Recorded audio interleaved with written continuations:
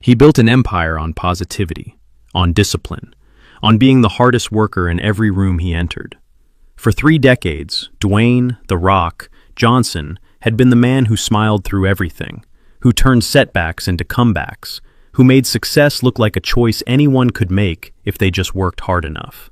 But what happens when someone decides that all of it is a lie? What happens when the most positive man in Hollywood is pushed to a place where positivity isn't enough anymore? On this particular morning at The View, Joy Behar was about to find out. She came armed with questions designed to crack the foundation of everything Dwayne Johnson had built. She didn't expect the foundation to crack back. Subscribe now and drop a comment below, because what you're about to witness will change everything you think you know about The Rock. The View studio felt smaller somehow when Dwayne Johnson walked onto the set. It wasn't just his physical presence, though at 6'5" and over 250 pounds of muscle, he dominated any space he entered. It was something else, an energy, a gravitational pull that made cameras, hosts, and audience members all orient toward him like planets around a sun. At 53 years old, Dwayne Johnson had achieved something that shouldn't have been possible. He had gone from professional wrestler to the highest-paid actor in Hollywood. He had built business empires in tequila, energy drinks, and athletic wear. He had over 300 million followers on social media. He was, by almost any measure, the most successful entertainer of his generation, a man who had defied every limitation ever placed on him. Today, that optimism was about to be tested in ways he never expected. "Dwayne Johnson, welcome to The View," Whoopi Goldberg announced as the applause finally died down. "It's always a pleasure to have you here." "Thank you, Whoopi. Thank you, ladies. Thank you to everyone here." He gestured to the audience with that trademark grin, the one that had sold billions of dollars in movie tickets. "I love this show. I really do. You always keep it real, and I respect that." "Speaking of keeping it real," Joy Behar interjected, and there was something in her tone that made the other hosts exchange quick glances. "Let's talk about your brand, Dwayne, because you've built this entire empire on positivity and hard work and all these motivational messages. But some people have started to wonder if any of it is genuine, or if it's all just very sophisticated marketing." The question landed in the studio like a stone dropped into still water. Dwayne's smile remained in place, but something shifted behind his eyes. "That's an interesting way to start a conversation," he said, his voice maintaining its warmth, but with a new undertone. "What makes you think it's not genuine?" "Well, let's be honest. Nobody is that positive all the time. Nobody wakes up at 4 in the morning every single day with a smile on their face. The whole hardest worker in the room thing, the inspirational posts, the constant motivation. It feels like a performance, a very successful performance, but a performance nonetheless." Dwayne leaned back slightly, studying Joy with an expression that regular viewers of The View had never seen from him before. "So you're saying that because I choose to be positive, it must be fake? That's the logic?" "I'm saying that authenticity has become a brand in itself, and you've mastered it. You've turned being real into a billion-dollar business. That's impressive, but let's not pretend it's the same as actually being real." Sarah Haynes shifted uncomfortably in her seat. This was not the light-hearted interview about movies and workout routines that had been planned.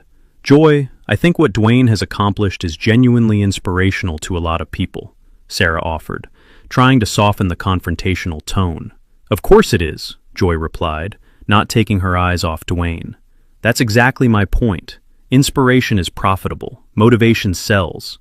I'm just asking whether there's anything underneath it besides good marketing." Dwayne was quiet for a moment. When he spoke, his voice had lost some of its usual performative energy. "You want to know what's underneath it? Okay, let me tell you what's underneath it." He shifted forward in his chair, and suddenly the studio felt even smaller. "In 1995, I was living in an efficiency apartment with my girlfriend at the time. I had just been cut from the Calgary Stampeders. My dream of playing professional football was over. I had $7 in my pocket. $7. And I sat in that apartment and I cried. Not because I was sad, because I had no idea what I was going to do with my life." His voice was different now, rawer, less polished. "I fell into a depression, real depression, the kind where you don't want to get out of bed, the kind where you start thinking maybe the world would be better off without you in it. I was 23 years old, and I felt like my life was already over." The studio was completely silent. This wasn't the Dwayne Johnson they were used to seeing. This was something else entirely. So when you ask me if my positivity is fake, if my motivation is just marketing, I want you to understand something. I built that positivity, brick by brick, day by day, because the alternative was letting the darkness win. I choose to be positive because I know what it feels like to have no hope at all, and I never want to go back there. Joy seemed momentarily taken aback, but she recovered. That's a powerful story, and I'm sure it resonates with people. But that was 30 years ago. You've been successful for a long time now. At some point, doesn't the underdog narrative become outdated? Outdated? Dwayne's eyebrow raised. You think struggle has an expiration date. You think because I've achieved success, I'm not allowed to remember where I came from. I'm saying that you've been wealthy and famous for decades. The $7 in my pocket story is touching, but it's also been monetized into merchandise, motivational speeches, and social media content. At what point does sharing your pain become exploiting it? The accusation hung in the air. Dwayne's jaw tightened visibly. Let me ask you something, Joy. Have you ever been so broke that you had to choose between eating and putting gas in your car? Have you ever been so lost that you considered ending your own life? Have you ever had to rebuild yourself from nothing while everyone around you said you'd never amount to anything? Joy opened her mouth to respond, but Dwayne continued, because I have. And if sharing that story helps even one person who's going through something similar, then I don't care if you think it's monetized. I don't care if you think it's outdated. That story is mine. It's real. And I'll keep telling it as long as there are people who need to hear it. But you understand why some people might be skeptical, right? Joy pressed on. You're literally the highest paid actor in the world. You own multiple businesses. You live in mansions. The gap between the person telling the underdog story and the person living the reality is pretty significant. So, success disqualifies me from having a past. Having money means my struggles weren't real? That's what you're saying? I'm saying that perspective matters, and your perspective has changed significantly since you had $7 in your pocket. Dwayne stood up slowly, and the movement seemed to shift the entire energy of the room. Even sitting, the hosts had to look up at him. Standing, he was almost intimidating. Let me tell you about perspective, Joy. My father was a professional wrestler, Rocky Johnson, one of the first black champions in WWE history. And do you know what he taught me about success? He paused, his voice dropping. Nothing, because he wasn't there. He was on the road. He was chasing his own dreams. And when he was home, he was hard, cold, critical. I spent my entire childhood trying to earn his approval, and never quite getting there. The studio was absolutely silent now. He died in 2020, heart attack. And you know what I felt? Relief. And then guilt for feeling relief. And then grief that hit me like a truck because I realized I would never get the relationship with him that I always wanted. That's my perspective, Joy. That's what's underneath all the positivity and the motivation and the brand you seem so determined to deconstruct. He paused, his voice thick with emotion. You want to know something else about perspective? I come from a Samoan wrestling family. My grandfather, High Chief Peter Maivia, was a legend. My father was a legend. That legacy was supposed to be my birthright. But when I started wrestling, I got booed out of arenas. People threw things at me. They chanted, "Rocky sucks," while I was trying to perform. Because I wasn't my father. I wasn't my grandfather. I was just some football player who couldn't make it in the NFL trying to ride their coattails.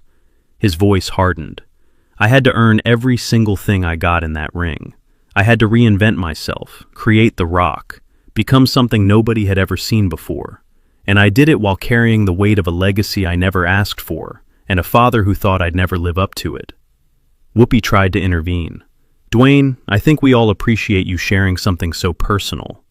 No, Whoopi. She wanted to know what's real, so I'm showing her what's real. He turned back to Joy, his voice controlled, but carrying an edge that made everyone in the studio lean back slightly. You sit there and question whether my positivity is genuine, whether my work ethic is a performance, whether my motivational messages are just marketing, and you do it with this smug certainty, like you figured out some secret that everyone else is too naive to see. He took a step closer to the panel, but what you don't understand is that the positivity isn't despite the pain. It's because of it. Every time I post something encouraging, every time I tell someone to keep going, every time I share my story, I'm talking to the version of myself who was sitting in that apartment with $7 and no hope. I'm telling him that it gets better, that the darkness doesn't win, that there's another side to the tunnel. Joy tried to regain control of the conversation. I'm not trying to diminish your experiences, Dwayne. I'm just pointing out that there's a difference between genuine vulnerability and strategic vulnerability.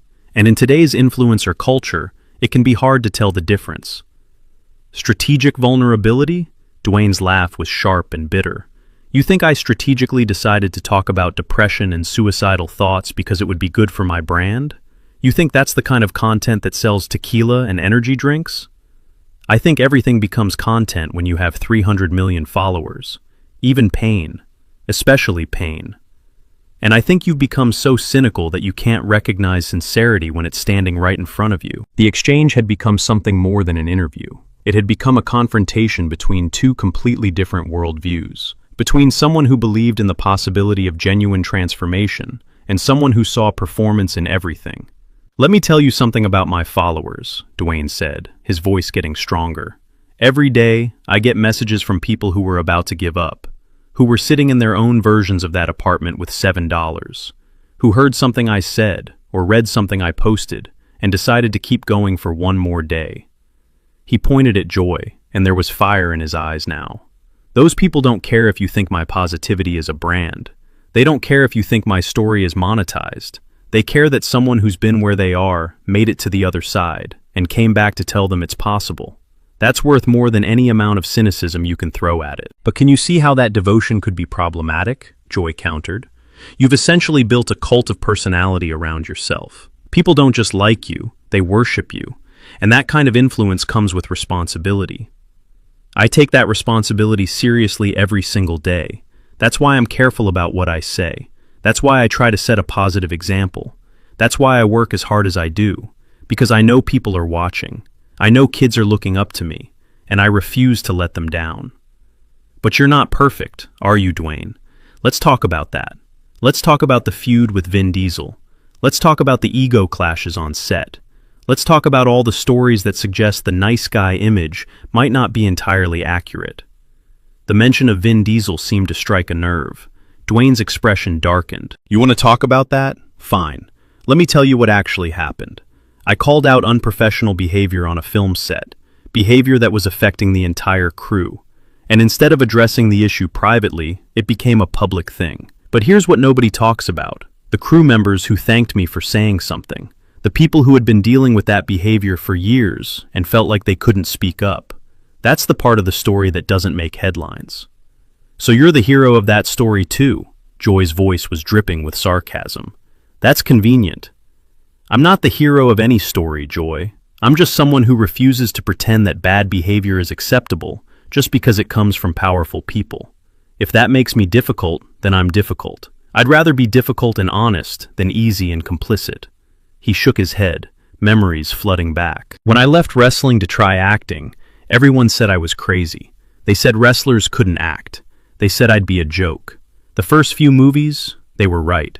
The Scorpion King was not exactly an Oscar contender, but I kept working. I kept learning. I took every voice lesson, every acting class, every piece of criticism and used it to get better. His voice grew more intense. Do you know how many auditions I did where they told me I was too big? Too ethnic, too muscular, too much? I was too much of everything for an industry that wanted me to be less. But I refused to be less. I refused to shrink myself to fit their expectations. And eventually, the industry had to expand to fit me. He began pacing slightly, his energy too big to contain in the conversation. You know what I think this is really about? I think you can't stand the fact that some people are genuinely positive, genuinely motivated, genuinely trying to make the world better. Because if that's possible, then what's your excuse? If someone can come from nothing and build something meaningful through hard work and optimism, then what does your cynicism accomplish? Joy's face flushed. That's not what this is about at all. Isn't it? Because you've spent the last 20 minutes trying to convince me and everyone watching that authenticity is impossible, that success must be fake, that positivity must be performance. And I think that says a lot more about you than it does about me. He stopped pacing and stood directly in front of the panel. I want to say something to everyone watching this, not to Joy, to you, the people at home who might be going through something hard right now.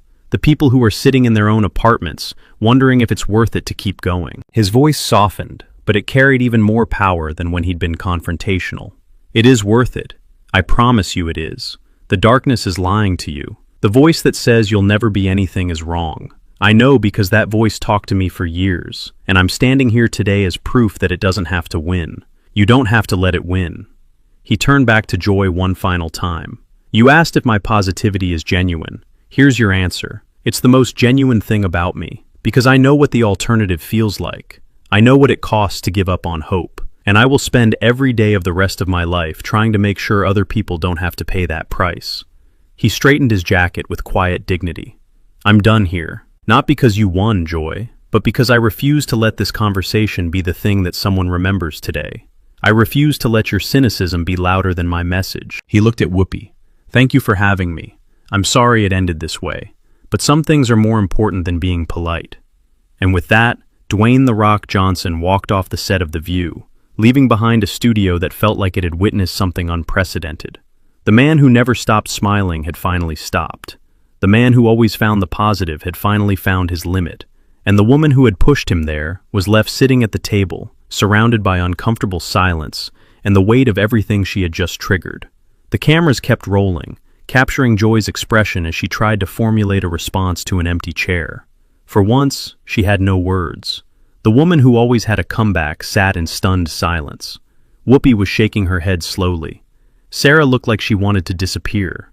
The audience sat frozen, processing what they had just witnessed. What had started as an attempt to deconstruct an image had become something else entirely. A man defending not just his brand, but his survival. Not just his success, but his struggle. Not just his positivity, but his pain. In the days that followed, the interview would become a phenomenon. Not for the confrontation itself, but for what it revealed. That even the strongest people carry wounds. That positivity isn't the absence of pain, but the choice to keep going despite it. And that sometimes, the most powerful thing a person can do is stop smiling and show the world what's really underneath.